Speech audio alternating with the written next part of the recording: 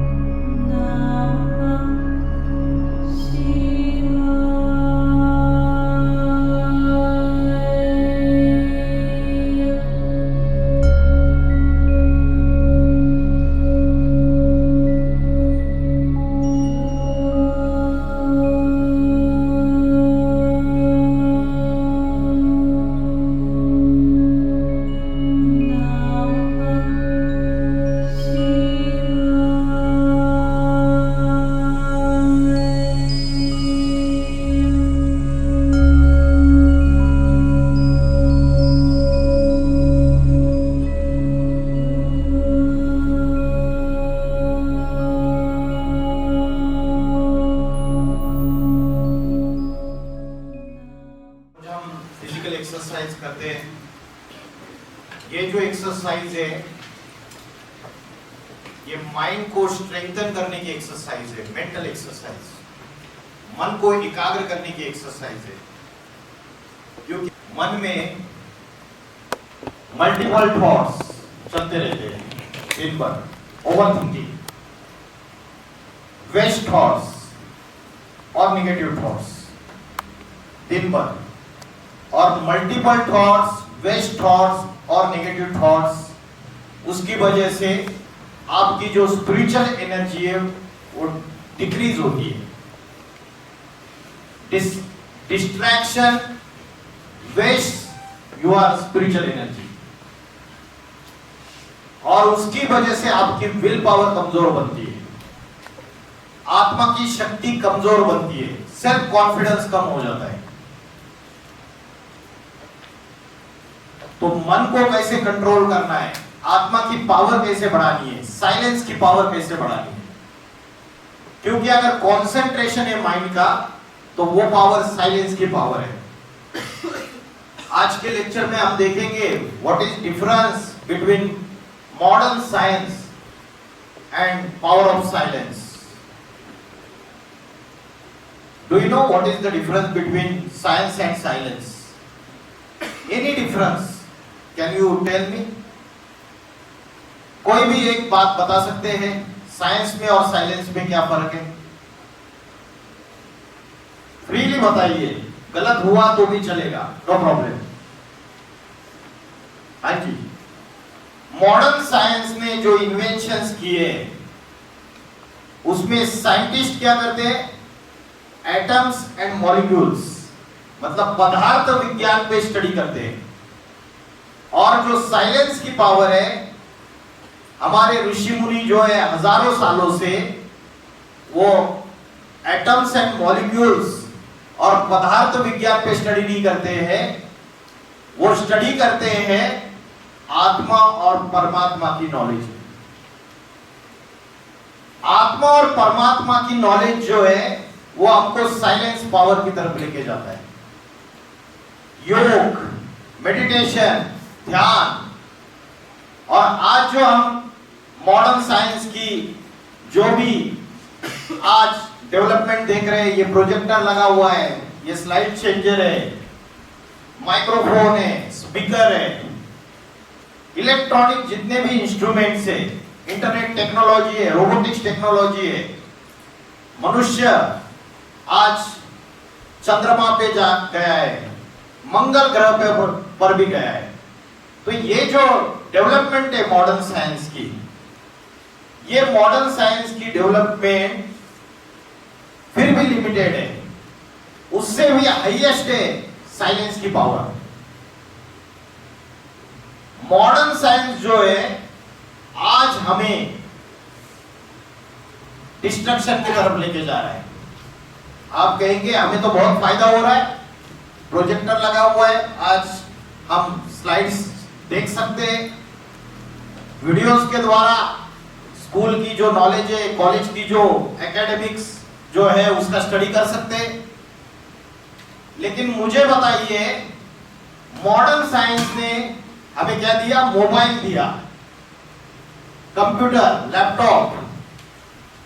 आज से 15-20 साल पहले when I completed my engineering, I didn't have mobile at that time. In year 2001, I didn't have mobile.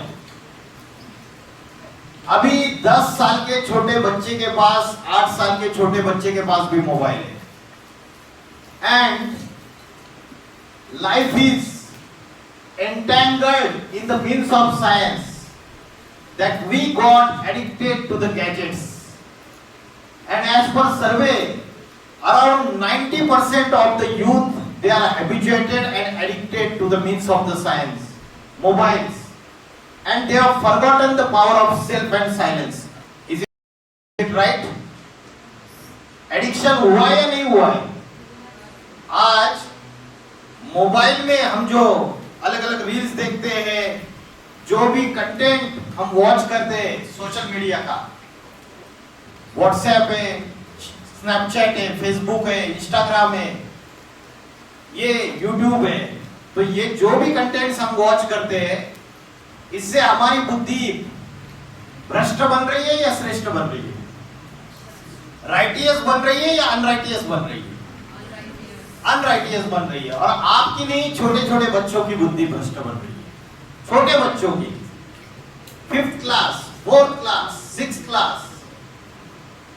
तो ये जो मॉडर्न साइंस है, इसने हमारी माइंड, इंटेलेक्ट की जो अच्छी विचार शक्ति है, जो अच्छी पावर है, उसको डिस्ट्रॉय कर रहा है या नहीं कर रहा है? डिस्ट्रक्शन हो रहा है या नहीं हो रहा है?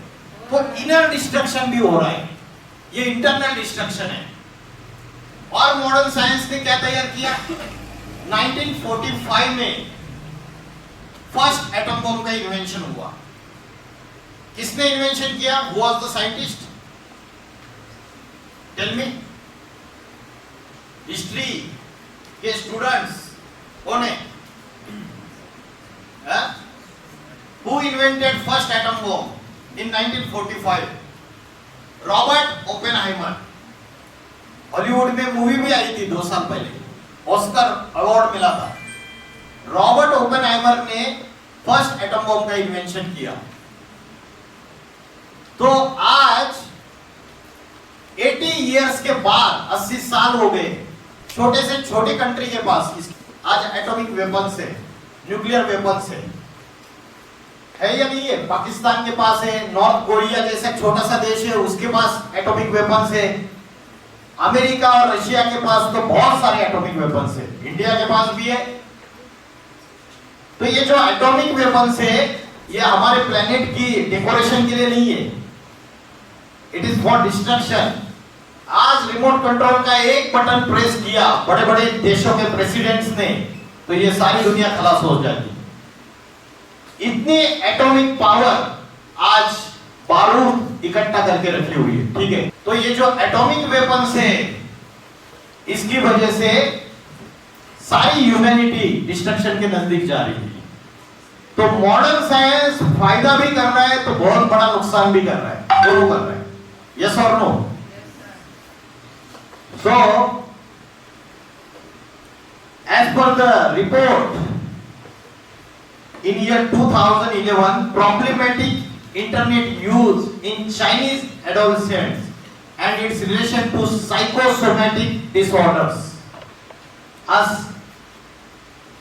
psychiatric cases, psychosomatic disorder, psychological disorders, ये बढ़ते चले जा रहे हैं। Tension, depression, stress, anxiety, insomnia, रात को नींद नहीं आती है, सुसाइडल थॉट्स बढ़ते चले जा रहे हैं।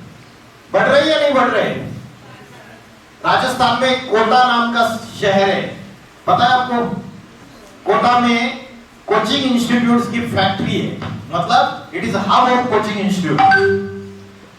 पिछले 4 सालों में as per news reports 54 students ने सुसाइड कमिट किया।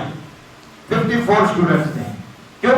उनको तो नॉलेज है, फिजिक्स की नॉलेज है, केमिस्ट्री की नॉलेज है, मेडिकल एंट्रेंस एग्जाम का प्रिपरेशन कर रहे हैं, मैथमेटिक्स की नॉलेज है, इंजीनियरिंग एंट्रेंस एग्जाम का प्रिपरेशन कर रहे हैं। आज बड़े बड़े इंटेलेक्चुअल सुसाइड कर रहे हैं, सेलिब्रिटी सुसाइड कर रहे हैं, बॉडी बिल्डर सुसाइड कर रहे हैं, वकील, डॉक्टर, इंजीनियर सुसाइड कर रहे हैं। क्यों? आपको तो इतना नॉलेज है, आप तो सोसाइटी के सो कॉल्ड इंटेलेक्चुअल्स हो, फिर क्यों कर रहे हैं? क्योंकि एक चीज की कमी है। वो चीज कौन सी है? आत्मज्ञान। आत्मज्ञान की कमी है, स्पिरिचुअल नॉलेज की। आज कॉलेजेस और यूनिवर्सिटीज में हमको जो एजुकेशन दी जाती है, that is called as secular education और फॉर्मल एजुकेशन। आज हमें कॉलेज में एजुकेशन लेके डिग्री मिलती है, नौकरी मिलती है, लेकिन आज मुझे बताइए कॉलेजेस यूनिवर्सिटीज में इंजीनियर्स तैयार हो रहे, टीचर्स तैयार हो रहे, डॉक्टर तैयार हो रहे, वकील तैयार हो रहे, लेकिन क्या गुड कैरेक्टर वाले ह्यूमन बीइंग तैयार हो रहे या कैरेक्टर लेस तैयार हो रहे? क्या हो रहा है? एथिकल वैल्यूज, मोरल वैल्यूज पूरे गायब है। इंजीनियर सिविल इंजीनियर बनता है और गैंगटॉक में एक फ्लाईओवर का कंस्ट्रक्शन करता है और 2 नंबर का माल, 2 नंबर का सीमेंट, 2 नंबर का रेत यूज करता है, कमीशन खाता है लाखों करोड़ों रुपए और ब्रिज बनाता है, और वो ब्रिज 6 मंथ्स में कोलैप्स हो जाता है, फ्लाईओवर। तो और उसमें हजारों लोग मर जाते हैं। तो ऐसे एजुकेशन की वैल्यू है नहीं। तो मोरालिटी डिक्रीज होती जा रही है। लड़का फॉरेन कंट्री में जाता है, एमएस करता है, अच्छी जॉब मिलती है सॉफ्टवेयर कंपनी में, गूगल कंपनी में, और पेरेंट्स को वृद्धाश्रम में, ओल्ड एज होम में एडमिट कर देता है। तो आज सबसे बड़ी समस्या यह है कि जो इंटरनेट है और जो मोबाइल का यूसेज है, उसकी वजह से, इंटरनेट के एडिक्शन की वजह से हमारी लो ब्रेन एक्टिविटी हो रही है। China became the first country who declared addiction of the internet as a disease. Facebook manipulated 6,89,000 users' emotions. Direct impact of social media on our emotions, depression, stress, anxiety, tension. कोई violent, extreme violence वाली movie आप देखते हो और आप खुद ही violent बन जाते हो, घर में जोर जोर से चिल्लाना चालू कर देते हो छोटी छोटी बातों पे, माँ को, पिताजी को, भाई को, बहन को, और कभी कभी एक्सट्रीम जो सेक्सुअल कंटेंट है वो देखते हैं और बुद्धि ऐसी खराब हो जाती है जैसे डेविल, शैतान आ जाता है बुद्धि में। तो इसकी वजह से हमारी स्पिरिचुअल एनर्जी डिक्रीज हो रही है। Do you know this person? He is famous journalist, his name is Sudhir Chaudhary, Aaj Tak news channel. They have conducted one survey and they came to know that the youth of country are searching adult content on the internet and not the jobs. 90% उन्होंने सर्वे किया 10 अगस्त से लेकर 20 अगस्त 2025 में, और उनको पता चला कि 90% यूथ जब ब्राउज करते हैं गूगल पे तो वो क्या ब्राउज करते हैं? They are browsing adult content. Only 17% youth they are searching for the jobs, जबकि इंडिया में इतना अनएम्प्लॉयमेंट है। सो जो इंटरनेट पे जो भी परोसा जाता है वो सब खाते हैं हम। माँ ने खाना परोसा और खाने में अगर समझो नमक ज्यादा है तो आप थाली को रिजेक्ट कर देते हो, तू ही खा, डांट देते हो, लेके जाइए वापस, मैं नहीं खाऊंगी, मैं नहीं खाऊंगा। तो लेकिन इंटरनेट पे ऐसा नहीं है, कुछ भी परोसो, गंदा भी परोसो, कुछ भी सर्व करो, हम तो सारा खाएंगे। हमारा ब्रेन सब कुछ लेने के लिए तैयार है। यस और नो? सब कुछ जो ब्रेन है या बुद्धि है, इंटेलेक्ट का काम है decision making power. It decides, जैसे तराजू होता है, तौलता है, it decides what is good and what is bad, what is right and what is wrong, what is truth and what is false. ये डिसाइड करने की पावर बुद्धि की है। लेकिन आज हम इतने एडिक्टेड हो चुके हैं वीडियो गेम्स के या ये सोशल मीडिया के या ये फोन के, इतनी एडिक्शन बढ़ती जा रही है हमारी, हम राइट एंड रॉन्ग को डिसाइड ही नहीं कर पाते। हमारी जो बुद्धि की शक्ति है वो इतनी कमजोर हो चुकी है, सोचने की रैशनल थिंकिंग पावर हमारी कमजोर हो चुकी है, क्योंकि हम पूरी तरीके से उन चीजों के एडिक्शन में आ चुके हैं। ये वीडियो आपने देखा रहेगा समीर रैना का, जिसमें इनके खिलाफ सुप्रीम कोर्ट में भी केस चला गया था, एफआईआर रजिस्टर्ड हुई थी। इन्होंने ऑब्ससीन लैंग्वेज यूज की थी प्लेटफॉर्म में, सोशल मीडिया प्लेटफॉर्म में, और छोटे छोटे बच्चे सुनते हैं इनको, और ऐसी ऑब्ससीन लैंग्वेज यूज की तो इसका जो इम्पैक्ट हो रहा है आज माइंड और इंटेलेक्ट में, उसकी वजह से सारी सोसाइटी जो है वो डिग्रेडेशन की तरफ जा रही है, पतन की तरफ जा रही है। आज अगर नॉर्थ इंडिया में जाएंगे, मुझे यहाँ का पता नहीं है, हरियाणा, पंजाब, हिमाचल प्रदेश, उत्तराखंड, उत्तर प्रदेश, दिल्ली अगर जाएंगे तो वहां सबसे बड़ी प्रॉब्लम है कि आज के जो स्टूडेंट्स हैं, कॉलेज स्टूडेंट्स, वो ड्रग्स, गांजा, अफीम और वो अलग अलग प्रकार के इंजेक्शंस लेते हैं, उसके कंप्लीटली एडिक्टेड हो चुके हैं। और शॉकिंग फिगर है, बहुत ज्यादा यूनिवर्सिटीज और कॉलेज के बच्चे एडिक्टेड हो चुके हैं, और उसकी वजह से उनकी लाइफ बर्बाद हो रही है। बाद में डी एडिक्शन सेंटर्स में भेजा जाता है, फैमिली बर्बाद हो जाती है, करियर बर्बाद हो जाता है। तो ये हरियाणा की यूनिवर्सिटी है, उसमें 5 यूनिवर्सिटीज के बच्चे इकट्ठा बैठे थे, और एक senior police officer de addiction के ऊपर एक सेमिनार ले रहा था, और उस समय एक बच्चे ने क्वेश्चन पूछा। सर हमने सर हमने इतना बड़ा ये कार्यक्रम देखा नशा मुक्ति अभियान का, और यूनिवर्सिटी नशे का सबसे बड़ा एपी सेंटर है। सर आज हम 5 यूनिवर्सिटी के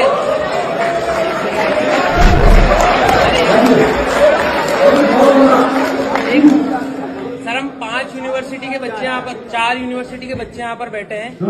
आज गांजा मिलना या फिर कोई नशे की सामग्री मिलना, टॉफी लॉलीपॉप जितना आसान है मिलना, तो एक फर्स्ट ईयर का या सेकंड ईयर का बच्चा गांजे के डीलर को ट्रेस कर सकता है या ट्रैक कर सकता है, तो पुलिस क्यों नहीं कर पाती? क्या पुलिस ही पीछे छूट रही है?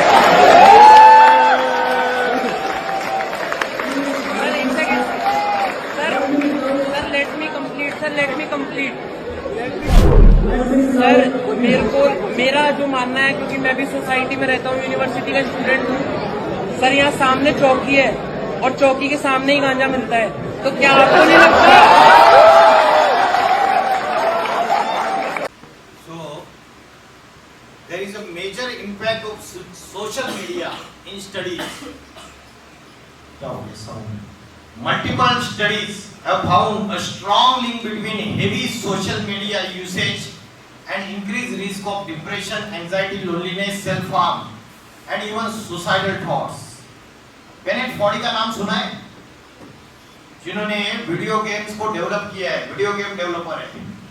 जब उनका फोकसिंग पावर माइंड का वीक हो गया तो उन्होंने वीडियो गेम खेलने से इनकार कर दिया।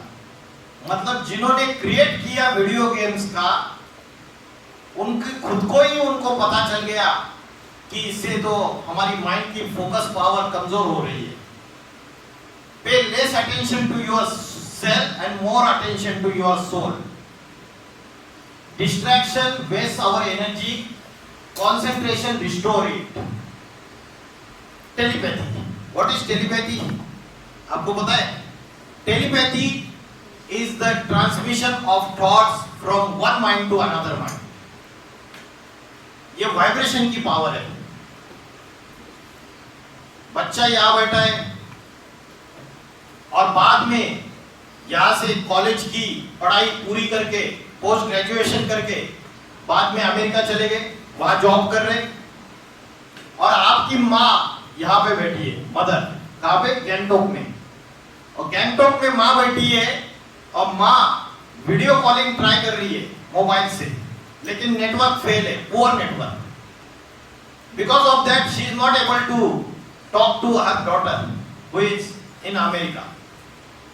तो माँ सच्चे दिल से अपनी बच्ची को याद करती है जो बच्ची अमेरिका में बैठी हुई। इज इट पॉसिबल आपको टचिंग हो जाए? आपके माँ ने याद किया गैंगटॉक में बैठ के और आप अमेरिका में हो आपके दोस्त के साथ, तो पॉसिबल है क्या आपको टचिंग हो कि मेरी माँ मुझे याद कर रही है? Is it possible? बताइए,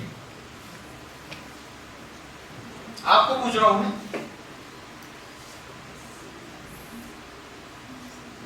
नॉट पॉसिबल। अच्छा, किनका कहना है कि पॉसिबल है? माँ यहां बैठ के याद कर रही है और बच्चा अमेरिका में, और बच्चे को टचिंग होती है, अपने फ्रेंड को बोलती है, हिचकी आती है कि जरूर मेरी माँ मुझे याद कर रही होगी। पॉसिबल है या नहीं है? पॉसिबल है। ये वाइब्रेशन की पावर है, ये वाइब्रेशन की पावर है। ये जो पावर है ये मन के संकल्पों की पावर है। अगर सच्ची मोहब्बत है, सच्ची प्रीत है, तो मन के संकल्प पर ट्रैवल कर सकते हैं 7 समुद्र पार, और वो वाइब्रेशन टच भी हो सकते हैं उस व्यक्ति को। कभी लाइफ में ऐसा इंसिडेंट नहीं हुआ आपके? कभी कभी होता है ना, जिसको याद कर रहे हैं उसका ही फोन आता है, रिंग बजती है। हुआ या नहीं हुआ? हाँ जी, हुआ या नहीं हुआ? नहीं, कभी किसी को याद ही नहीं करते आप। भगवान को याद करो। अभी तक नहीं आया कॉल। अच्छा, डीडीएलजे देखा है? उसमें शाहरुख ऐसा मन में थॉट करता है, पलट जाती। ऐसा भी कभी नहीं हुआ आपके लाइफ में? तो वाइब्रेशन की पावर कमजोर है, मन के संकल्पों की पावर, थॉट्स की जो पावर है वो कमजोर है, उसमें जो प्यूरिटी होनी चाहिए वो प्यूरिटी नहीं है। अगर माइंड के थॉट्स में प्यूरिटी है तो लाइन क्लियर, सामने वाला ट्रांसमीटर सिग्नल छोड़ेगा और रिसीवर उसको रिसीव कर लेगा। लेकिन ट्रांसमीटर अगर वीक है और उसके संकल्पों में एकाग्रता नहीं है, कंसंट्रेशन नहीं है और लाइन क्लियर नहीं है तो संकल्प ट्रैवल नहीं कर सकते। इसलिए वाइब्रेशन की पावर जो है वो साइलेंस की जो पावर है वो साइंस के पावर को भी फेल कर सकती है। जहां आपका वीडियो कॉलिंग मोबाइल का नेटवर्क फेल है वहां वाइब्रेशन की पावर काम करती है। तो आज कितने खर्चे करते हैं, है ना? आज रॉकेट स्पेस में चला जाता है, चंद्रमा पे भेजते हैं यान को, मंगल पे भेजते, billions of dollar, trillions of dollar खर्च कर देते हैं। लेकिन अगर मन की एकाग्रता है और साइलेंस की पावर है, योग की शक्ति है, तो आप शरीर से यहां रहते हुए कहीं भी ट्रैवल कर सकते हैं आराम से, कोई खर्चे की जरूरत नहीं है। ये मन की एकाग्रता की पावर है।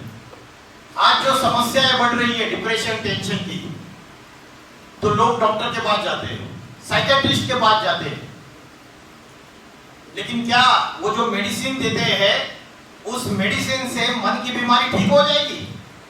मन की बीमारी जो है वो जो आज के एमबीबीएस डॉक्टर्स, आज के एलोपैथिक डॉक्टर, आयुर्वेदिक डॉक्टर ये ठीक नहीं कर सकते, होम्योपैथिक डॉक्टर ठीक नहीं कर सकते। मन की बीमारी ठीक करने के लिए चाहिए स्पिरिचुअल नॉलेज, मेडिटेशन। उसका डॉक्टर स्वयं गॉड है, परमात्मा शिव है, ईश्वर है, किसी भी नाम से पुकारो उसको। तो आज जब पेशेंट्स हॉस्पिटल्स में जाते हैं और उनको बताया जाता है कि कल आपका ऑपरेशन है, तो डर जाते हैं पहले से ही, अरे मेरा ऑपरेशन होने वाला है, क्या होगा अभी पता नहीं। इतने डर जाते हैं कि कोई कोई पेशेंट ऑपरेशन थिएटर में जाने से पहले ही हार्ट अटैक हो सकता है उनको। तो ऐसे पेशेंट्स को आजकल डॉक्टर्स क्या करते हैं, भगवत गीता पढ़ने के लिए देते हैं। थोड़ी अच्छी बातें सुनो, अपना सेल्फ कॉन्फिडेंस इंक्रीज करो, अपनी विल पावर इंक्रीज करो, क्योंकि डॉक्टर्स को भी पता है मॉडर्न साइंस फेल है इस बात पे। साइंस क्या करता है, एक्सपेरिमेंट्स करता है, ऑब्जर्वेशंस करता है, एनालिसिस करता है और कंक्लूजन में आता है। साइंटिफिक थ्योरी कभी-कभी रॉन्ग भी साबित हो जाती है। एक साइंटिस्ट एक्सपेरिमेंट्स करता है और कोई कंक्लूजन पे पहुंचता है, दूसरा साइंटिस्ट आता है बोलता है कि उसकी थ्योरी रॉन्ग है, ये थ्योरी सही है। तो साइंस जो है एक्सपेरिमेंट्स के आधार पे, लेकिन जो साइलेंस की पावर है और जो स्पिरिचुअलिटी है, अध्यात्म, वो स्पिरिचुअलिटी सब्जेक्टिव है, it is not objective, it is personal experience.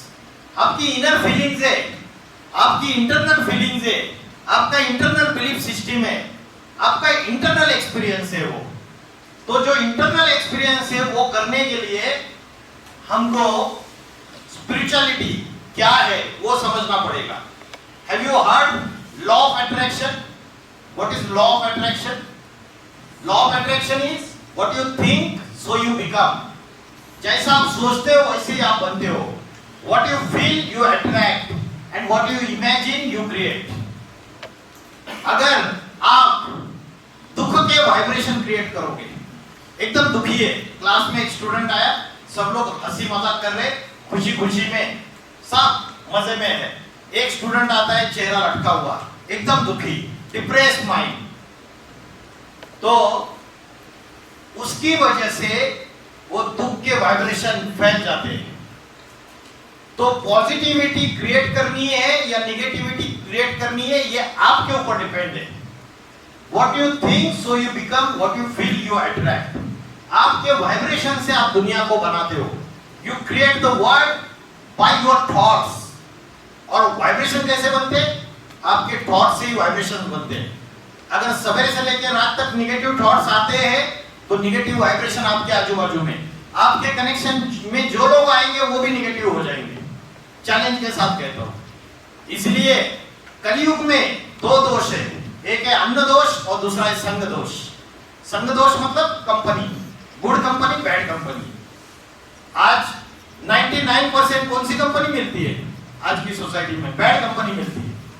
99 friends ऐसे मिलेंगे जो आपको गड्ढे में ही लेके जाएंगे, है ना। वो बोलता है अपना फ्रेंड अगर सिगरेट पीता है, स्मोकर है, और उसके साथ अगर हम रहते हैं, हम पहले 15 दिन बोलते अरे नहीं मैं नहीं पीता, मुझे नहीं बोलते। 1 महीना होता है, 1.5 महीना होता है, वो फ्रेंड बार एक बार ट्राई करके देख, एक बार, तो 2 महीने के बाद हम भी सेम फॉलो करना चालू कर देते हैं। तो जैसा संग वैसा रंग, जैसे हम कंपनी रखते हैं कलयुग में, वैसा ही रंग हमारे ऊपर चढ़ता है। इसलिए बहुत बचना रहता है, अच्छी कंपनी, अच्छा संग करना रहता है। तो law of attraction, what you think so you become. जैसे थॉट्स आप क्रिएट करते हैं, वैसी दुनिया आप अपने लिए बनाते हैं। निकोला टेस्ला साइंटिस्ट, उन्होंने बोला silence power helps science power. All the scientists have gone into the depth of silence in order to invent something. मतलब साइलेंस पावर के सिवाय कोई भी साइंटिस्ट आज तक नई साइंटिफिक थ्योरी को इन्वेस्टिगेट नहीं कर पाया। उनको खुद मेडिटेशन में जाना पड़ा, डीप मेडिटेशन में, डीप साइलेंस पावर में जाना पड़ा, तभी वो इन्वेंशन कर पाए। निकोला टेस्ला से the gift of mental power comes from God. जन्म से ही हर व्यक्ति को एक गिफ्ट मिलता है। कौन सा गिफ्ट मिलता है? हर व्यक्ति को by birth he gets one gift. That gift is buddhi, mental power, बुद्धि। सबको गिफ्ट मिला हुआ है। And if we concentrate our minds on the truth, अगर हम सत्य के तरफ अपने मन को एकाग्र करते हैं, तो भगवान जो है वो एक ही सत्य है, गॉड इज ट्रूथ, सत्यम शिवम सुंदरम। तो उसके तरफ हम बुद्धि लगाते हैं, so we can become in tune with this great power. उसकी सारी डिवाइन क्वालिटीज, पीस, हैप्पीनेस, सब कुछ उसके अंदर की डिवाइन क्वालिटीज हमारे अंदर आ जाएगी। ये फेमस साइंटिस्ट निकोला टेस्ला बोल रहा है। और उसके बाद अल्बर्ट आइंस्टाइन ने बोला है, मैंने आज तक जितने भी साइंटिफिक एक्सपेरिमेंट्स किए, my source of inspiration and my guide for the purpose of investigating new scientific theories is Shrimad Bhagavad Gita. आज कैम्ब्रिज यूनिवर्सिटी में भी भगवद गीता पढ़ाई जाती है। तो आज क्या हो रहा है? आज हम स्पिरिचुअल नॉलेज से दूर जा रहे हैं, और जो बाहर के कंट्रीज वाले लोग हैं उनको समझ में आ रहा है जो चीजें हमने इन्वेंट की। अमेरिका ने टेलीविजन इन्वेंट किया, बाद में उन्होंने बोला this is an idiot box, ये इडियट बॉक्स है। तो जो चीजें उन्होंने इन्वेंट की, बाद में उनको पता चला ये तो पतन का कारण है, डिग्रेडेशन में लेके जाता है।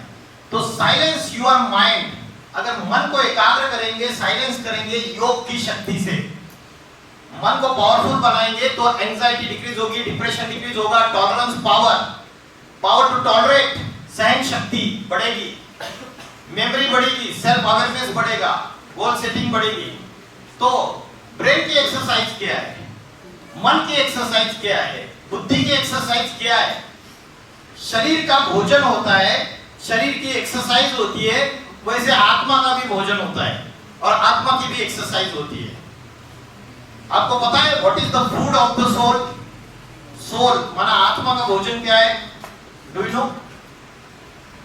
किसी को पता है आत्मा का भोजन क्या है?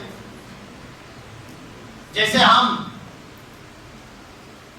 दाल चावल खाते हैं, वैसे आत्मा के भी 2 भोजन है। जैसे गाड़ी का ड्राइवर, उसका भोजन अलग है और गाड़ी का भोजन अलग है, वैसे ये फिजिकल बॉडी, शरीर, इसका भोजन अलग है, और शरीर का ड्राइवर कौन है? आत्मा, उसका भोजन अलग है। तो आत्मा का भोजन क्या है? किसी को नहीं पता। जिससे माइंड और इंटेलेक्ट पावरफुल बनेगा, स्ट्रेंथनिंग होगी, फोकस होगा, स्टेबिलिटी बढ़ेगी। लास्ट बेंच बताओ क्या भोजन है? कभी खाया आपने? बहुत टेस्टी होता है। शांति, शांति चाहिए, लेकिन शांति लेने के लिए भोजन क्या करेंगे? जैसे शक्ति चाहिए तो हम ड्राई फ्रूट्स खाते, प्रोटीन खाते, तो शांति चाहिए तो भोजन क्या करेंगे? सिंपल आंसर है योग, मेडिटेशन। और दूसरा भोजन है नॉलेज, स्पिरिचुअल नॉलेज, जिससे विजडम आता है। स्पिरिचुअल नॉलेज, ज्ञान और ध्यान, यह आत्मा का भोजन है। सिंपल, योग मतलब ध्यान, ध्यान मतलब मेडिटेशन। तो स्पिरिचुअल नॉलेज और ध्यान, योग, ये दोनों आत्मा के भोजन है। तो आज इतनी जो समस्याएं बढ़ रही है, इसका सॉल्यूशन क्या है? चलो समझ में आ गया। मॉडर्न साइंस और साइलेंस के बीच में थोड़ा डिफरेंस है।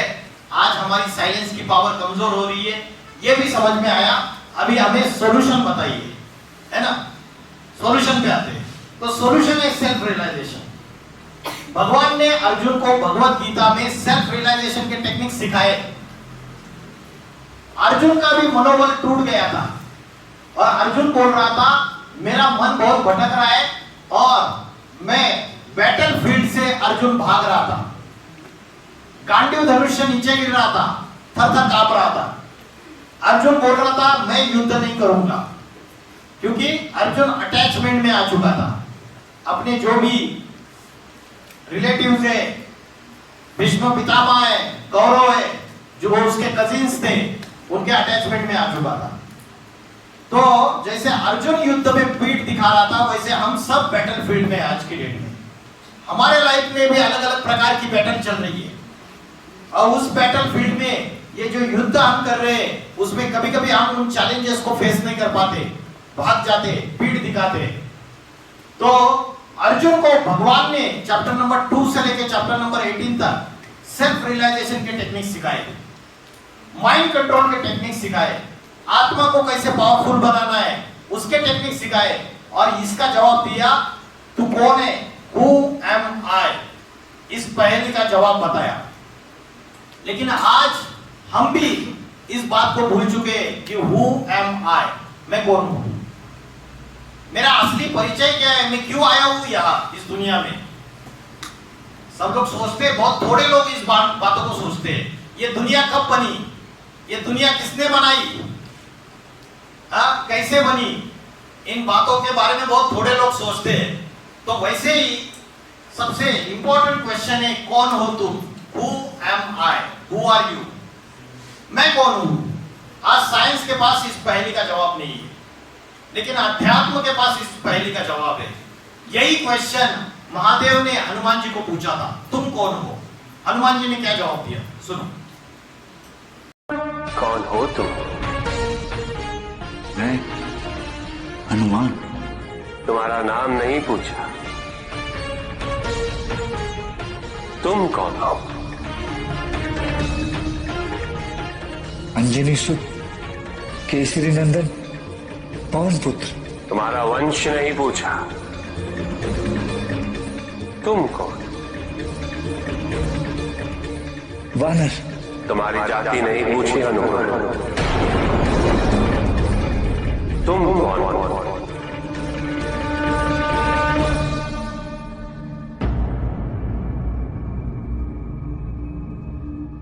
मुझे ज्ञात नहीं, मुझे केवल ये ज्ञात है कि मुझे कुछ ज्ञात नहीं। मुझे अभी यही ज्ञात है कि मैं स्वयं अज्ञात हूं। तो हनुमान जी भी अपनी आइडेंटिटी भूल चुके थे। ऐसे ही हम भी अपनी परमानेंट आइडेंटिटी, रियल आइडेंटिटी को भूल चुके हैं। हमारी परमानेंट आइडेंटिटी क्या है? आज हम जो हमारी आइडेंटिटी बताते हैं, वो रिलीजन के आधार पे बताते हैं, कास्ट के आधार पे बताते हैं। आज हम अपनी क्वालिफिकेशन के आधार पे अपनी आइडेंटिटी बताते हैं। अगर आपको पूछा आप कौन है, तो आप बताते हैं हम स्टूडेंट है। किसी को पूछा, वो बोलते हैं हम टीचर है, प्रोफेसर है। तो आइडेंटिटी, किसी ने बोला स्टूडेंट है, किसी ने बोला टीचर है, किसी ने बोला मैं इंजीनियर हूं, किसी ने बोला मैं डॉक्टर हूं, किसी ने बोला मैं वकील हूं, किसी ने बोला मैं हिंदू हूं, किसी ने बोला मुस्लिम हूं, किसी ने बोला मैं क्रिश्चियन हूं, किसी ने बोला मैं नेपाली हूं, किसी ने बोला मैं बंगाली हूं, किसी ने बोला मैं गुजराती हूं। तो ये आपकी रियल आइडेंटिटी नहीं है। धर्म के आधार पे, जाति के आधार पे, नेशनलिटी के आधार पे, लैंग्वेज के आधार पे, क्वालिफिकेशन के आधार पे, ये टेम्पररी आइडेंटिटी है। आपने बोला स्टूडेंट हूं, तो क्या आप जन्म से ही स्टूडेंट बन के पैदा हुए थे? जिन्होंने बोला प्रोफेसर है, जिन्होंने बोला इंजीनियर है, वो जन्म से क्या इंजीनियर बन के पैदा हुए थे क्या? तो ये टेम्पररी आइडेंटिटी है। That identity changes as per time. लेकिन एक परमानेंट आइडेंटिटी है, वो माँ के गर्भ में जब थे तब भी थी और मृत्यु होने के बाद भी रहेगी। What is that identity? वो कौन है? Who am I? इस क्वेश्चन का आंसर है I am a soul. I am not a physical body. मैं आत्मा हूं। आपको ये कंसेप्ट जरा अजीब लग रहा है, लेकिन ये कंसेप्ट अगर हमने अपने लाइफस्टाइल में फॉलो किया तो आज दुनिया में जितनी भी लड़ाइयां हैं, जितनी भी समस्या है, धर्म के बीच में झगड़े, जातियों के बीच में झगड़े, लैंग्वेज के लिए झगड़े, रिजर्वेशन के लिए झगड़े, सारी दुनिया में जितना भ्रष्टाचार, व्यभिचार, पापाचार, सब कुछ खत्म हो जाएगा अगर इस एक कंसेप्ट को गहराई में समझेंगे। तो मैं शरीर नहीं हूं, मैं आत्मा हूं। तो जेंडर डिस्क्रिमिनेशन खत्म, लड़का लड़की ये जेंडर डिस्क्रिमिनेशन भी खत्म हो जाता है, कास्ट डिस्क्रिमिनेशन खत्म हो जाता है, रिलीजियस हेट्रेड खत्म हो जाता है। तो आत्मा का ध्यान कैसे करना है, आत्मा कहां रहती है और शरीर में और आत्मा में क्या फर्क है? शरीर, physical body is made up of flesh and bones, हड्डी मांस का पुतला है। मरता क्या है? शरीर मरता है या आत्मा मरती है? शरीर मरता है, इसलिए जमीन में गाड़ देते या जला देते। हम रोते रहते हैं, लेकिन उसकी आत्मा एक सेकंड में दूसरे मां के गर्भ में जाके प्रवेश कर चुकी है, 1 सेकंड में। तो आत्मा कभी मरती नहीं है। आत्मा अजर, अमर, अविनाशी, इमॉर्टल है। शरीर विनाशी है। जो चला गया, अगर समझो राजू भाई मर गए, हम बोलते हैं राजू भाई मर गए, तो हम जाते हैं जो पड़ा है, जो शरीर है, डेड बॉडी, वो राजू भाई है या जो चला गया वो राजू भाई है? जो चला गया, क्योंकि डेड बॉडी जो है, वो डेड बॉडी में जब आत्मा प्रवेश करती है तभी वो व्यक्ति का अस्तित्व है। जब आत्मा निकल जाती है, प्राण शक्ति निकल जाती है, जिसको कॉन्शियसनेस भी बोलते हैं, जब कॉन्शियसनेस निकल गई तो वो डेड बॉडी है। अभी वो आंखों से देख नहीं सकता, कानों से सुन नहीं सकता, उसका कोई एग्जिस्टेंस नहीं है। डेड बॉडी को आपने डंडा लेके मारा, पीटा, तो उसको दुख होगा क्या? होगा? नहीं होगा। क्यों? क्योंकि सुख और दुख आत्मा भोगती है, शरीर नहीं भोगता है। समझ में आया? आत्मा चली गई तो बॉडी क्या है? जैसे ये टेबल है, टेबल को दुख होता है क्या? मारो इसको, इट इज नॉन लिविंग। वैसे डेड बॉडी, हड्डी मांस का पुतला, non living, until and unless the soul enters in the body। और आज हमें फिजिक्स की नॉलेज है, लेकिन आज हमको मेटाफिजिक्स की नॉलेज नहीं है। Metaphysics is the science which deals with the knowledge of soul and supreme soul. चेतना, प्राण शक्ति, कॉन्शियसनेस, अलग अलग नामों से उसको बुलाते हैं, उसकी नॉलेज हमें नहीं है। और आत्मा की नॉलेज अगर आ गई तो हमारे जीवन में हैप्पीनेस और पीस आ जाएगी। आज हम पीस और हैप्पीनेस के लिए सारी दुनिया में भटक रहे हैं। हम सोचते हैं अरे मेरे पास बाइक आ जाएगी, मैं बड़ा सुखी हो जाऊंगा लाइफ में, फिर लग्जरियस कार आ जाएगी, मैं बड़ा सुखी हो जाऊंगा। हम सोचते हैं कोई अच्छा मित्र मिल जाएगा तो मैं सुखी, मेरा लाइफ सेट हो जाएगी, बेस्ट फ्रेंड मेरा अगर कोई मिल गया तो हम रिश्तेदारों में, रिलेटिव्स में, फ्रेंड सर्कल में, दुनिया के साधनों में, मेरे पास आईफोन आ जाएगा लेटेस्ट वर्जन तो मैं सुखी हो जाऊंगा। लेकिन होते हैं सुखी? अनेक इच्छाओं के पीछे भागते रहते, लेकिन फाइनली पीस एंड हैप्पीनेस। आज जो करोड़पति है, मल्टी बिलियनियर है, बिलियनियर है, अंबानी, उसको जाके पूछो क्या लाइफ में 100% सुखी है? किसी चीज का दुख तो नहीं है? क्या अपने बेटे के वजह से दुखी तो नहीं है अनंत अंबानी? उसको कोई प्रॉब्लम है, डिसीज है, कितने डॉक्टर्स की फौज, वो कितना भी पैसा फेंक के तैयार कर सकते हैं, लेकिन डॉक्टर्स आ सकते हैं, लेकिन फिर भी वो प्रॉब्लम सॉल्व नहीं हो रही है। सारी चीजें है, बहुत धन है, संपत्ति है, लेकिन उसको एंजॉय नहीं कर सकते। इसलिए धन से भी सुख और शांति नहीं खरीद सकते। सुख और शांति बाहर की वस्तुओं में नहीं है, सुख और शांति अंदर है, यहां पे है। आत्मा कहां रहती है? आत्मा का ध्यान कैसे करना है बताइए? आत्मा नाक के ऊपर रहती है, यहाँ पे रहती है, यहाँ पे रहती है, कहाँ रहती है आत्मा? कहाँ पे हम कंसंट्रेशन करें, कहाँ पे ध्यान करें? इन्होंने कहा कि आत्मा यहाँ रहती है। क्या प्रूफ है आपके पास यहाँ रहती है? बताइए। भारत की कन्या माता है, यहाँ बिंदी लगाती है, भ्रुकुटी में, centre point of the forehead. और भारत के जो पुरुष है वो यहाँ टीका या तिलक लगाते हैं। ये बिंदी लगाने की परंपरा भारत के ऋषि मुनियों ने हजारों साल पहले शुरुआत की थी, क्योंकि भारत के ऋषि मुनियों को पता चला था कि मनुष्य बॉडी कॉन्शियसनेस में आ चुका है। मनुष्य अपनी फिजिकल बॉडी को ही सब कुछ समझ बैठा है, और ये फिजिकल बॉडी के जो ऑर्गन्स है, सेंस ऑर्गन्स और जो भी ऑर्गन्स है, इन ऑर्गन्स में ही उसकी बुद्धि फंसी हुई है पूरी तरीके से। आंख से सुंदर सुंदर चीजें देखनी है, कान से बढ़िया बढ़िया म्यूजिक सुनना है, भूख लगी तो बुद्धि पेट के तरफ जाती है। ये जितने भी ऑर्गन्स है उसका प्लेजर एक्सपीरियंस करना है, तो हम फिजिकल बॉडी अपने आप को समझ बैठे और आत्मा को भूल गए। आत्मा राजा है और राजा हमेशा टॉप में बैठता है। उसके बाद ये मिनिस्टर, आंखें, कान, नाक, ये जिब्या, सेनापति। उसके बाद ये नीचे की इंद्रियां, हाथ, पैर, मूत्रद्वार, मलद्वार। तो हमारी बुद्धि ये मूत्रद्वार और मलद्वार ये तो नौकर चाकर है, जहां से मूत्र का विसर्जन करते हैं और मल का विसर्जन करते हैं। और हमारी बुद्धि कहां ज्यादा जाती है? आंखों के ऊपर जाती है, जहां महामंत्री बैठा हुआ है, या नीचे की तरफ ज्यादा जाती है? नीचे की तरफ ज्यादा जाती है जो नौकर चाकर है। तो बुद्धि को नीचे से उठा के टॉप में लाना है। ये अध्यात्म है, ये स्पिरिचुअलिटी है। बुद्धि की जो लेवल है, जो डाउन लेवल चली गई है, उस डिग्रेडेशन को अपग्रेडेशन में कन्वर्ट करो, उसको यहां पे स्थित करो, यहां पे ध्यान करो, मेडिटेशन करो। This is called spirituality. तो आत्मा का ध्यान भ्रुकुटी के बीच में, centre point of the forehead में करना चाहिए। भगवत गीता भगवत गीता में बोला है कि भ्रूर मध्य प्राणमाविश्य सम्यका, भ्रुकुटी के मध्य में प्राण शक्ति स्थित है। तो भगवत गीता में भी इसका रेफरेंस है। तो आत्मा भ्रुकुटी के बीच में रहती है। आत्मा इन आंखों से दिखती नहीं है, लेकिन आत्मा को अनुभव कर सकते हैं, एक्सपीरियंस कर सकते हैं। कर सकते हैं या नहीं कर सकते? अनुभव कर सकते हैं। अगर आपने आत्मा का ध्यान करना चालू कर दिया तो 6 मंथ्स में 180 डेज रेगुलर अगर आप प्रैक्टिस कर रहे, मैं आपको गारंटी के साथ कहता हूं कि आप ट्रिमेंडस पावर एक्सपीरियंस करेंगे इस पॉइंट पे, और आप लाइटनेस महसूस करेंगे, peace and happiness, natural peace and happiness.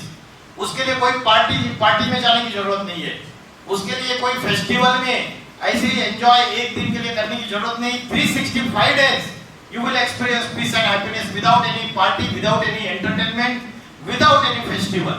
It is internal peace and happiness. तो आत्मा भ्रुकुटी के बीच में रहती है। आत्मा को ध्यान करने के लिए कैसे ध्यान करें? वो तो दिखती नहीं है। It is infinitesimal than the atoms and molecules. अणु से भी अति सूक्ष्म है आत्मा। तो आत्मा को ध्यान करने के लिए जैसे आकाश में छोटा सा स्टार चमक रहा है, वैसा स्टार भ्रुकुटी के बीच में चमक रहा है। ऐसे अभ्यास करना है, आपको विजुअलाइज करना है। और आत्मा का ध्यान करने का सबसे अच्छा समय कौन सा है? Which is good time for meditation? Early morning, सूरज उगने से पहले, उसको कहते हैं ब्रह्म मुहूर्त का समय। उस समय साइंस भी इस बात को मानता है कि कॉस्मिक एनर्जी सबसे ज्यादा रहती है। उस समय आप जो भी पॉजिटिव सोचोगे, जो भी संकल्प करोगे, वैसे ही होगा 100%। उस समय अगर आपका मन बहुत भटक रहा है, बहुत डिप्रेशन में, आप सवेरे उठो। 2 बजे से लेके 4:45 बजे तक का समय, इसको ब्रह्म मुहूर्त बोलते हैं। आप 4 बजे उठ जाओ। कितने बजे सोते हो आप? हेलो, कितने बजे सोते हैं? 3:30 रात को? 10:30। अच्छा। और आप 10 बजे सो जाते हैं? या कोई है और 12 बजे वाला? 1 बजे? 1 बजे तक मोबाइल कौन देखता है? कोई नहीं है। वीडियो गेमिंग या दूसरा कुछ और। अच्छे बच्चे, मतलब सिक्किम में अच्छे बच्चे देवता है, राक्षस नहीं है। आप दिल्ली में जाएंगे, कलकत्ता में जाएंगे, चेन्नई में जाएंगे, बेंगलोर में रात को 3 बजे सोने वाले महारथी है। वहां पे रात को 3 बजे 4 बजे उनका सोना चालू हो जाता है। जब दुनिया में लोग जागते हैं तब वो सोते हैं। तो आत्मा का ध्यान करने का सबसे अच्छा समय ब्रह्म मुहूर्त का समय। तो आत्मा का भोजन मैंने आपको बताया था। क्या है आत्मा का भोजन? बताओ जल्दी। आत्मा का भोजन The food of the soul is spiritual knowledge and योग. It is ज्ञान और दूसरा है योग. ठीक है? तो स्पिरिचुअल नॉलेज जो है वो क्या करता है? आत्मा के ऊपर का जो मैला है साफ करता है. जैसे हमारे शरीर के ऊपर मैला होता है तो हम रोज सवेरे स्नान करते हैं पानी से, वैसे ये ज्ञान जल है, इससे विजडम आता है, बुद्धि खुलती है, विवेक जागृत होता है और उसकी वजह से आप मेडिटेशन कर सकते हैं, योग कर सकते हैं. क्योंकि without spiritual knowledge you cannot meditate. आपका नेचुरल योग नहीं लगेगा, आर्टिफिशियल योग लगेगा. तो स्पिरिचुअल नॉलेज रोज 1 घंटा सुनना जरूरी है. दिन में 1 घंटा स्पिरिचुअल नॉलेज सुन सकते हैं. अच्छे अच्छे वीडियोस है, यूट्यूब में अवेलेबल है, फेसबुक में अवेलेबल है. उन वीडियोस को डाउनलोड करके रखिए, रोज 1 घंटा सुनिए. हमारी ये वेबसाइट भी है और इसका यूट्यूब चैनल भी है, उसमें बहुत सारी स्पिरिचुअल वीडियोस अवेलेबल है. इसको रोज सुनेंगे तो निगेटिविटी भाग जाएगी और पॉजिटिविटी अंदर आएगी. पॉजिटिव थॉट्स आने लगेंगे और पॉजिटिव थॉट्स आने लगेंगे. फिर मेडिटेशन, योग आधा घंटा रोज मॉर्निंग में. रात को सोते समय आधा घंटा स्पिरिचुअल नॉलेज सुनना है और 15 मिनट योग meditation. What is the meaning of word योग? योग इस शब्द का अर्थ कौन बताएगा? योग का लिटरल मीनिंग है जोड़ना, कनेक्शन. किसको किससे जोड़ना? बताइए, किसको किससे जोड़ना? हाँ जी, योग मतलब जोड़ना. किसको किससे जोड़ना?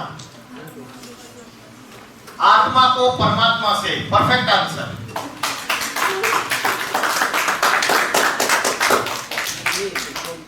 तो आत्मा को परमात्मा से जो जोड़ना है वो योग है. सोल को सुप्रीम सोल से या गॉड से जो कनेक्शन है उसी को योग कहते हैं. लेकिन आज हम एक मिसकंसेप्शन हो गया, हम योगासन और प्राणायाम को योग समझते हैं. योगासन और प्राणायाम शरीर को स्वस्थ रखने के लिए, फिजिकल बॉडी को. अगर शरीर का और आत्मा का दोनों का बैलेंस करना है तो योगासन प्राणायाम है. और अगर आपको आत्मा से परमात्मा को कनेक्शन करना है तो वो योग है. योगासन और योग में अंतर है दोनों में. तो योग जो है, राजयोग की जो शिक्षा है जो भगवान ने अर्जुन को बताई थी भगवत गीता में, वो राजयोग की शिक्षा स्वयं भगवान आके बताते थे. God himself comes and teaches us the knowledge, spiritual knowledge of Rajyoga. What is राजयोग? तो राजयोग में ये व्यक्ति आपको दिखाई दे रहा है, आत्मा का ध्यान कर रहा है. किसका ध्यान कर रहा है? आत्मा का ध्यान कर रहा है, centre point of the forehead में, just like a point of light. और परमात्मा को याद कर रहा है. बुक्स बाद में देखिए, आप बाद में बुक्स देखिए, पहले इधर देखिए. परमात्मा को याद कर रहे हैं. ठीक है? और जिस आसन पे बैठे हैं वो आसन 4 पिलर्स के ऊपर बेस्ड है. 4 पिलर्स कौन से? द फर्स्ट वन इज ब्रह्मचर्य, celibacy. The second one is pure food, शुद्ध अन्न. तीसरा है डिवाइन क्वालिटीज, दैवी गुण. और चौथा है सत्संग, स्पिरिचुअल एजुकेशन. तो जो फर्स्ट है ब्रह्मचर्य, ब्रह्मचर्य का अर्थ है सेलिबसी. सेलिबसी मतलब सेल्फ कंट्रोल. हमारे इंद्रियों के ऊपर भी कंट्रोल, हमारे मन के ऊपर भी कंट्रोल. इसको कहते हैं ब्रह्मचर्य. ब्रह्मचर्य माना मन के विचार भी पवित्र और हमारे स्पीच भी पवित्र, वाणी पवित्र और हमारे कर्म भी पवित्र. वो ब्रह्मचर्य.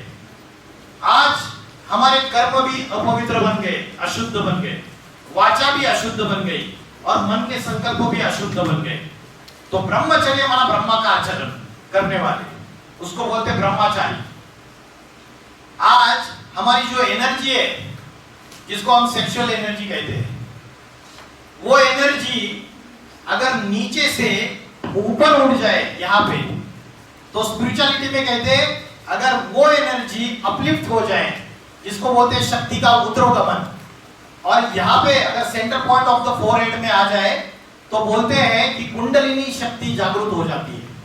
और कुंडलिनी शक्ति जागृत होना माना अतीन्द्रिय सुख, the pleasure beyond the senses. हम जो सेंस ऑर्गन से जो प्लेजर एक्सपीरियंस करते हैं, that is momentary happiness, that is momentary happiness. और जब आप आत्मा का ध्यान करोगे तो वो जो हैप्पीनेस है वो अतीन्द्रिय सुख है।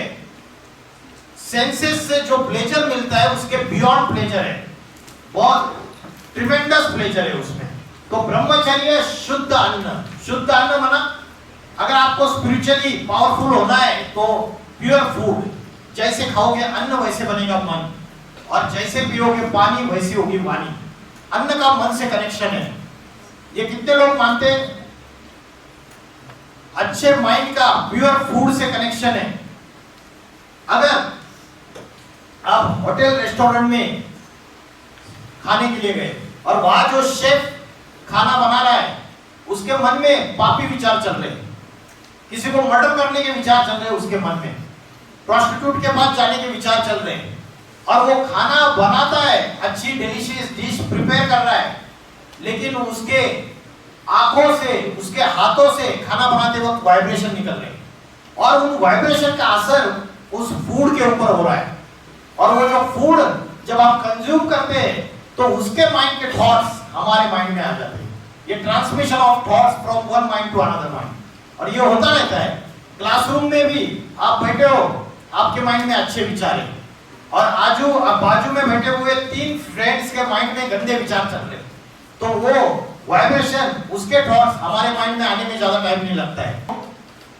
राजयोग की जो शिक्षा है, ब्रह्मचर्य, शुद्ध अन्न, दैवी गुण और सत्संग, डिवाइन क्वालिटीज, आज डेमोनिक ट्रेट्स है हमारे अंदर, राक्षसी प्रवृत्तियां, और वो बढ़ती चली जा रही है। राक्षसी प्रवृत्तियां कौन सी राक्षसी प्रवृत्तियां और कौन से डिवाइन क्वालिटीज है? तो चैप्टर नंबर 16 भगवत गीता, भगवत गीता का चैप्टर नंबर 16 आपको गूगल, यूट्यूब में आपकी जिस लैंग्वेज में चाहिए उस लैंग्वेज में मिलेगा। तो आप अपने आप को चेकिंग कर सकते हो कि मेरे अंदर डिवाइन क्वालिटीज है या डेमोनिक ट्रेट्स है। तो जैसे झूठ बोलना ये राक्षसी प्रवृत्ति है, और सच बोलना ये दैवी गुण है। सवेरे से लेकर रात तक हम कितनी बार झूठ बोलते हैं? अपने आप को चेकिंग करो। बड़े भी झूठ बोलते हैं, छोटे भी झूठ बोलते हैं। आज के देश के नेता जो मंत्री है वो भी झूठ बोलते हैं, प्रजा भी झूठ बोलती है, यथा राजा तथा प्रजा। तो राक्षसी प्रवृत्तियां बढ़ती चली जा रही है, डेमोनिक ट्रेट्स। आज भारत में और सारी दुनिया में अत्याचार, छोटी छोटी बच्चियों के ऊपर रेप हो रहे, बलात्कार हो रहे, तो ये क्या है? ये राक्षसी प्रवृत्तियां है। तो राक्षसी प्रवृत्तियां जो है वो द्वापर युग और कलयुग में बढ़ती चली जाती है। कलयुग में हमारे अंदर कली राक्षस ने प्रवेश कर लिया। ये कली राक्षस क्या है? कली राक्षस मतलब 5 विषय विकार, इन्होंने प्रवेश कर लिया है पूरी तरीके से हमारे अंदर। These are the enemies of the soul। जैसे आप भोजन करते हो, आत्मा का भोजन लोगे तो आत्मा की बैटरी चार्जिंग होगी, योग और स्पिरिचुअल नॉलेज। लेकिन आत्मा की बैटरी डिस्चार्ज किसकी वजह से हो रही है? Which are the enemies of the soul? आत्मा के शत्रु कौन है पता है आपको? Bhagavad Gita says there are 3 enemies of the soul. Actually there are 5 enemies of the soul. The first one is the lust, काम. Second one is the anger, क्रोध. The third one is the lobh, greed, लालच. Fourth one is the attachment, and fifth one is the ego. ये 5 आत्मा के शत्रु हैं। कौन से नाम बताया मैंने? काम, क्रोध, लोभ, मोह, अहंकार। लालच मतलब क्या है? मेरी थाली में जो परोसा हुआ है वो तो खाऊंगा, लेकिन सामने वाले की थाली में जो परोसा है उसको छीन के खाऊंगा, स्नैच करके। इसको लालच कहते हैं। तो आज मनुष्य के पास एक गाड़ी है, एक बंगला है, लेकिन वो इतना लालची हो चुका है कि उसको झूठ बोल के, करप्शन करके, चीटिंग करके दूसरे का भी छीन के खाना है। तो ये 5 विकार आत्मा के शत्रु है और इसकी वजह से हमारी आत्मा की बैटरी डिस्चार्ज होती है और इसकी वजह से हमारे अंदर राक्षसी प्रवृत्ति आती है। तो उन राक्षसी प्रवृत्तियों को हटा के डिवाइन क्वालिटीज को धारण करना है, दैवी गुण। और चौथा है सत्संग, स्पिरिचुअल एजुकेशन, सत्य का संग।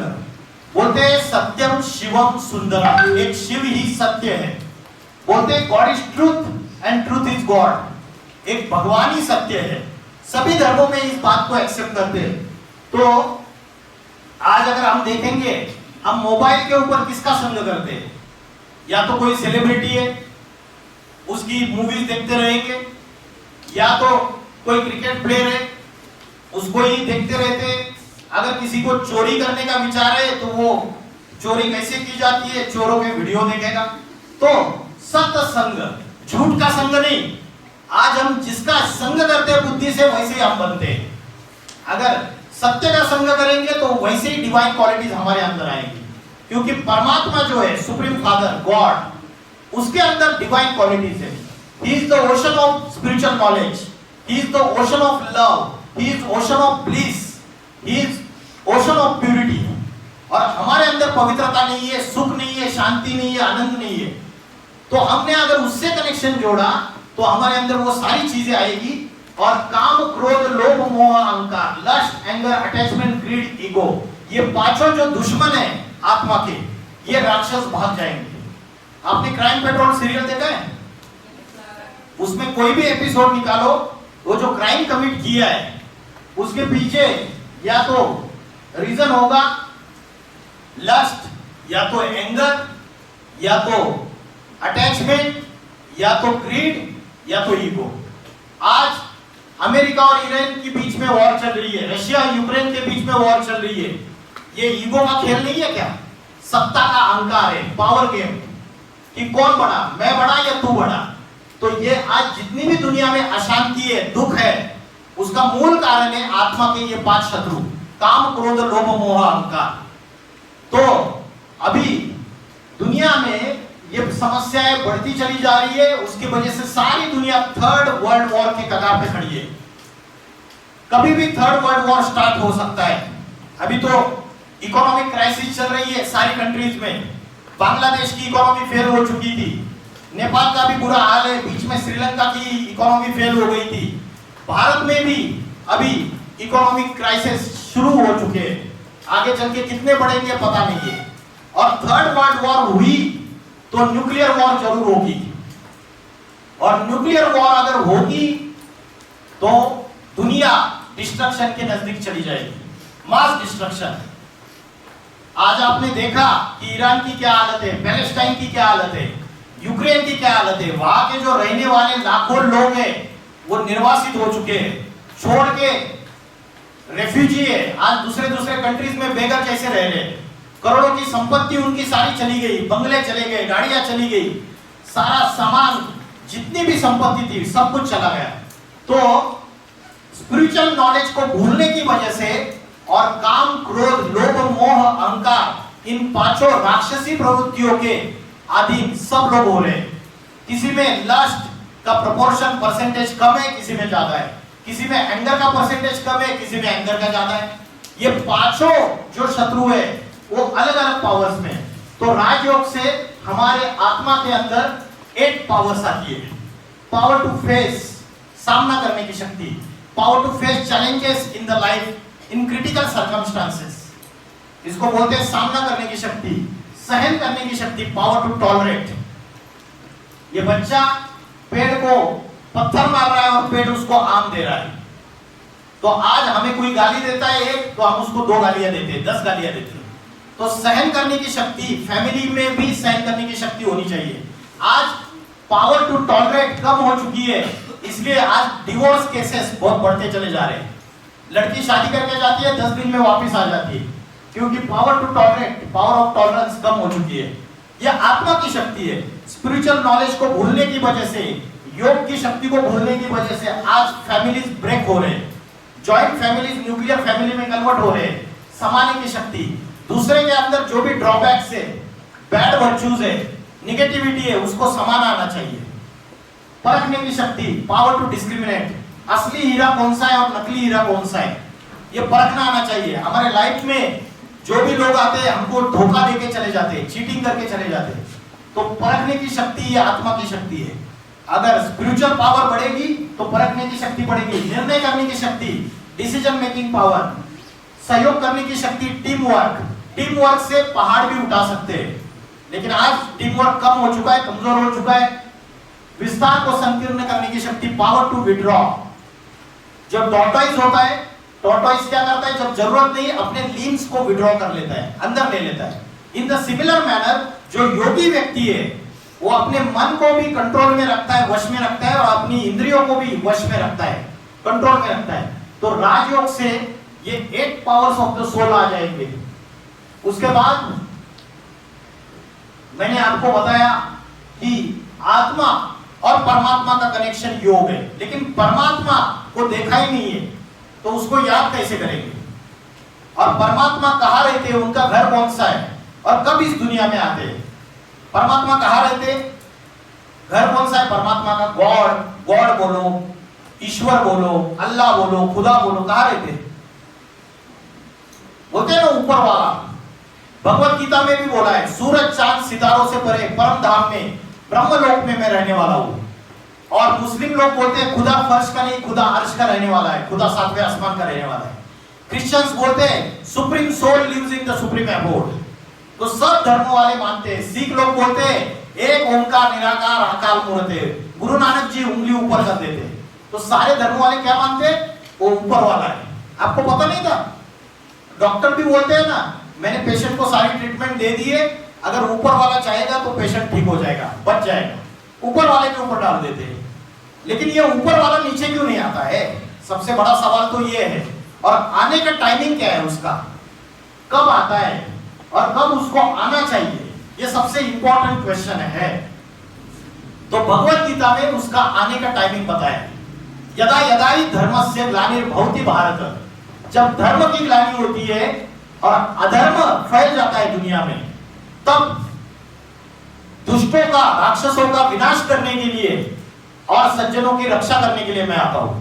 तो क्या अभी ऐसा समय नहीं है कि धर्म की ग्लानि हो चुकी है, अधर्म, पापाचार, व्यभिचार, भ्रष्टाचार, अत्याचार, दुख, अशांति, हिंसा, आतंकवाद बढ़ता चला जा रहा है, अपनी चरम सीमा पे, एक्सट्रीम स्टेज पे जाके पहुंचा है। ऐसा नहीं लगता आपको, न्यूज सुन के, देख के?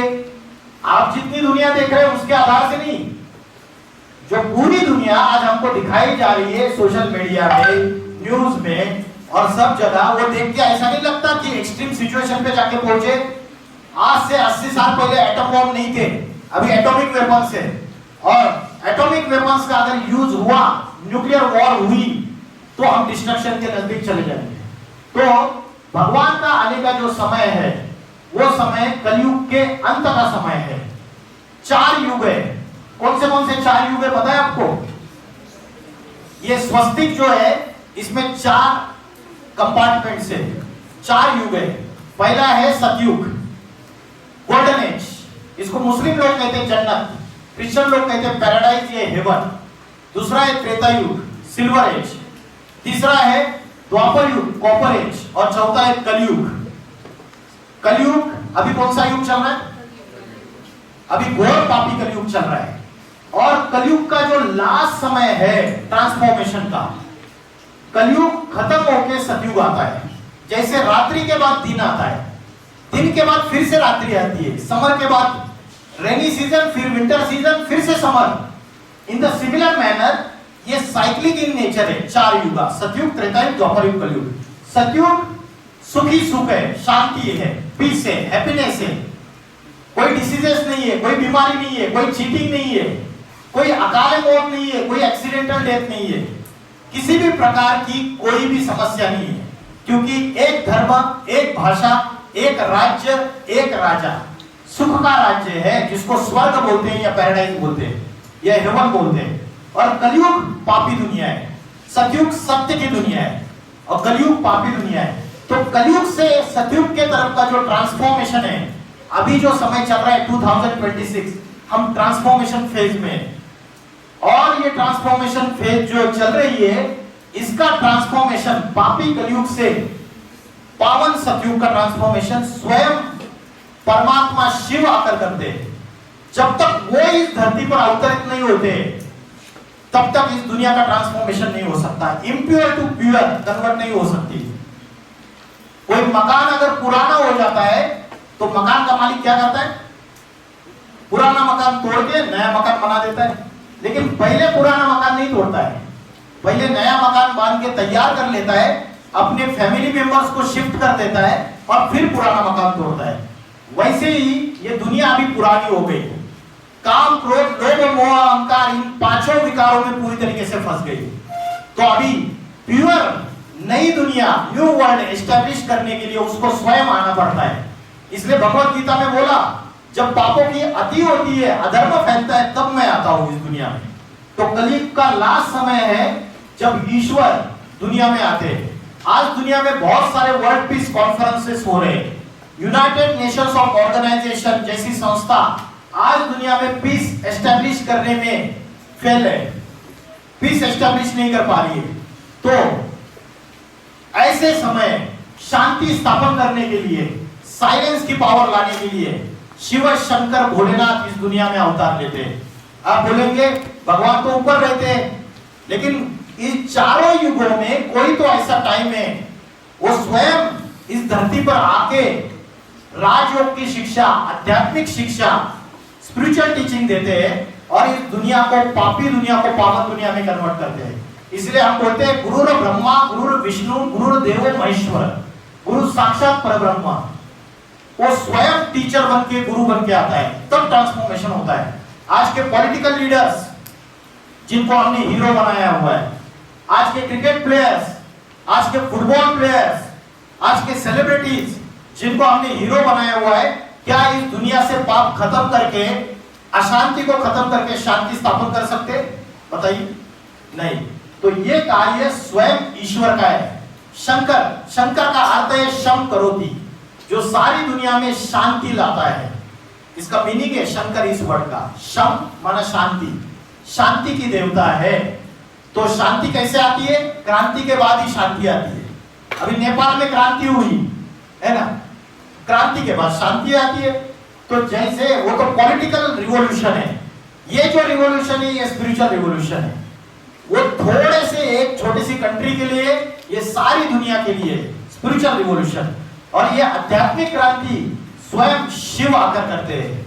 इसलिए हम एक त्योहार मनाते हैं महाशिवरात्रि का।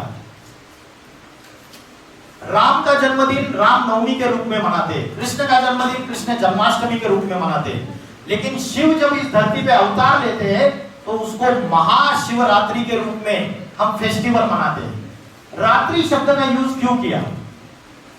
उसका कारण है क्योंकि रात्रि में घोर अज्ञान अंधकार फैल जाता है पूरी तरीके से दुनिया में।